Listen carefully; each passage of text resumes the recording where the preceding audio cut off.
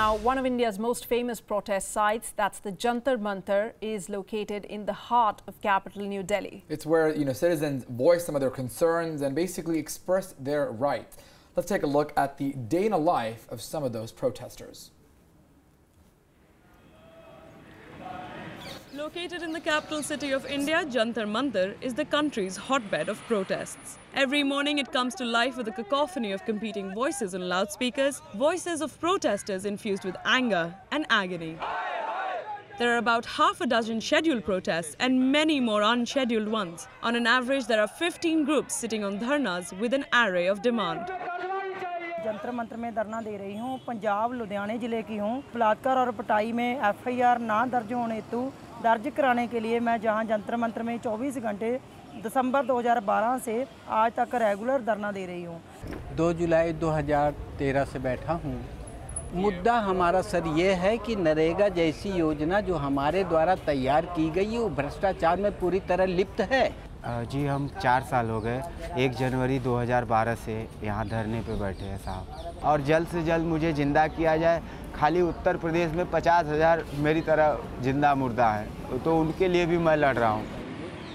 For these protesters, Jantar Mantar is their makeshift home which comes with a lot of compromises. Diseases, drinking water crisis and no toilet after 8 PM are just some concerns out of many. मैं आकर उस side road पर सोई थी। उन लोग पहले बोले कि चल जाओ सरोवर में सोने के लिए। सरोवर में गई तो आजू बाजू में सब जेंट्स सो के था, तो मैं थोड़ा दूरी हट के सोई, तो फिर एक जेंट्स जाके बगल में सो गया हमारा। तो मैं बोली भैया क्यों बगल में सो गए? तो ये थी तुम्हारा जगह नहीं है, हम कहीं सो सकते हैं। मींह, नेरी, तूफान, मच्छर, मक्खियाँ, गर्मी, सर्दी सब हमारे ऊपर से निकल जाती है। हमने कभी धरना छोड़कर जहाँ से भागे नहीं है। वहाँ जो टॉयलेट बना हुआ है बाथरूम जाने के लिए लेडीज के लिए कोई भी साधन नहीं है। शाम को 8 बजे जो बाथरूम जो बना हुआ है वो बंद हो जाता है। Every day, there are at least 3 to 5 demonstrations taking place, keeping the area busy. Some demonstrations are carried out by hundreds of protesters and some merely by a single one. For some, the day starts by visiting the Bangla Sahib Gurdwara for performing their ablutions. Others use the NDMC tanker around their dilapidated tents. By the time the sun is at its peak, Bangla Sahib Gurdwara provides food to the protesters. The night brings scare of theft, sleeplessness and a yearning for family and justice. सुबह उठकर हम गुरुद्वारे जाते हैं।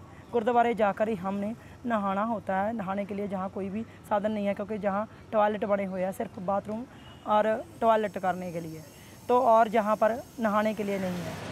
Protesters admit that there is a thin line between passion and insanity. Bureau Report, WION.